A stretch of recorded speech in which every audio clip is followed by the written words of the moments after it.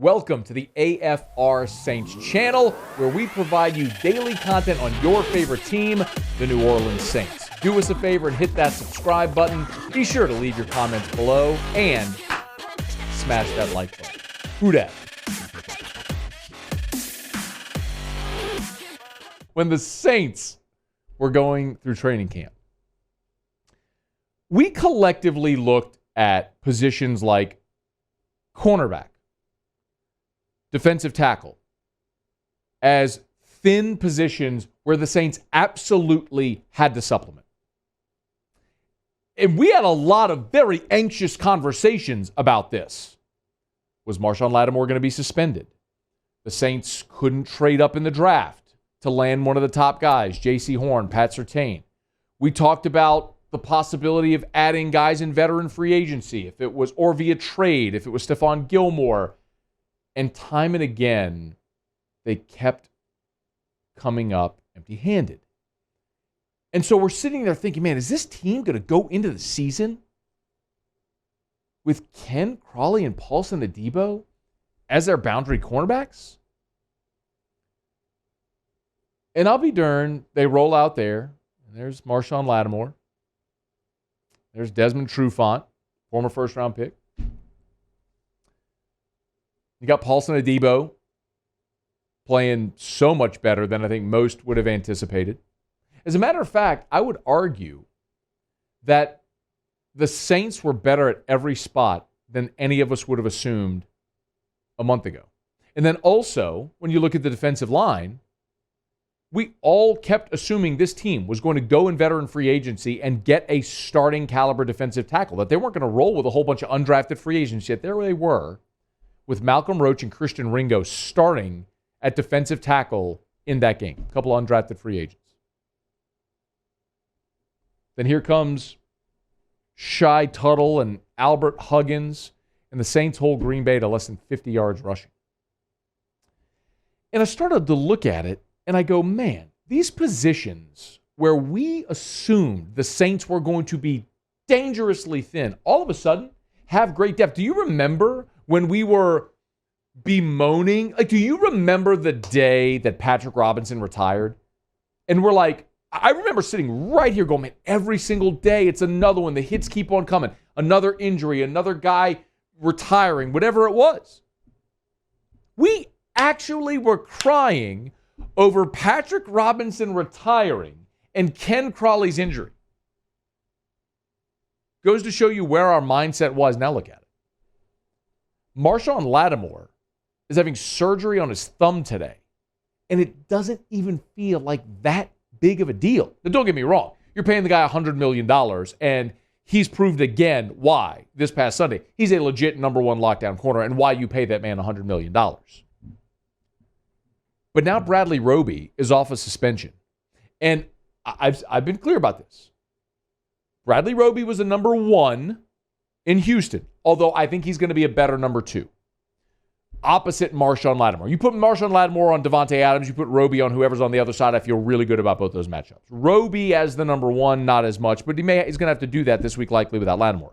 But considering the way we saw Paulson Adebo play this last week, and because you've got Desmond Tre'Quan, I like Roby, Tre'Quan, Adebo in whatever order way more than I like the idea of Ken Crawley, P-Rob, and rookie Paulson Adebo as your top three guys, which was a very real possibility 6 weeks ago.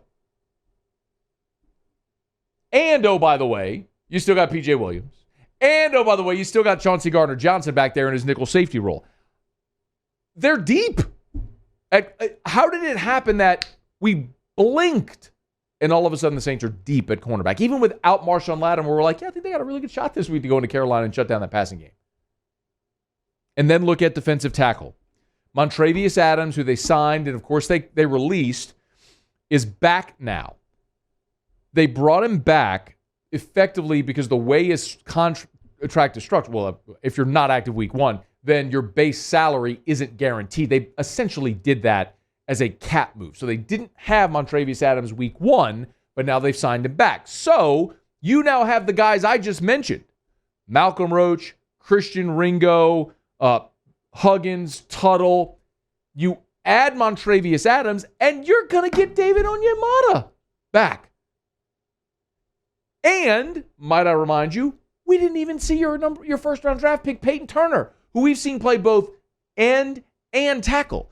I know he was a healthy scratch week 1, but that was primarily because he was injured in camp, and he missed so much time, they're going to get him up to speed. But he's going to be in there as well. Like, you're going to get better at those spots than you are right now, coming off that domination of Aaron Rodgers and the Green Bay Packers.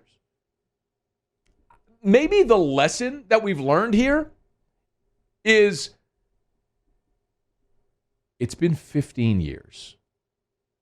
Maybe we should just trust Sean Payton and Mickey Loomis. Maybe we should just trust those guys that have built an organization that has been a model of consistency for nearly 2 decades.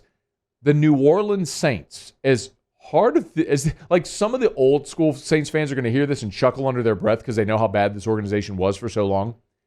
The New Orleans Saints are a pristine model of consistency in the NFL in the same way that the New England Patriots have been, in the same way that the Pittsburgh Steelers have been.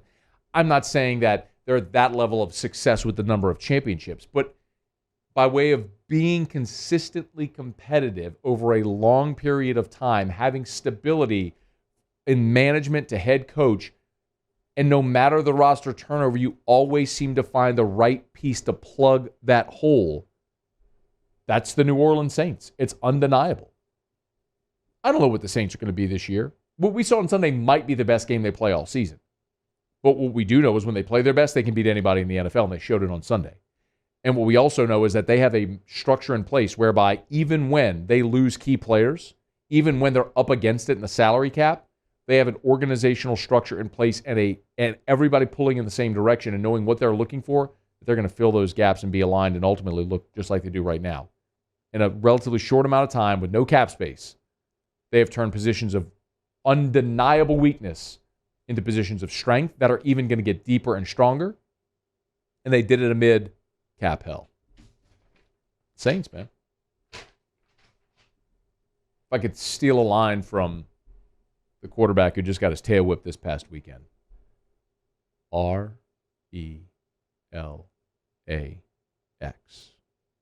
Relax. Sean and Mickey got this. They've had it for 15 years.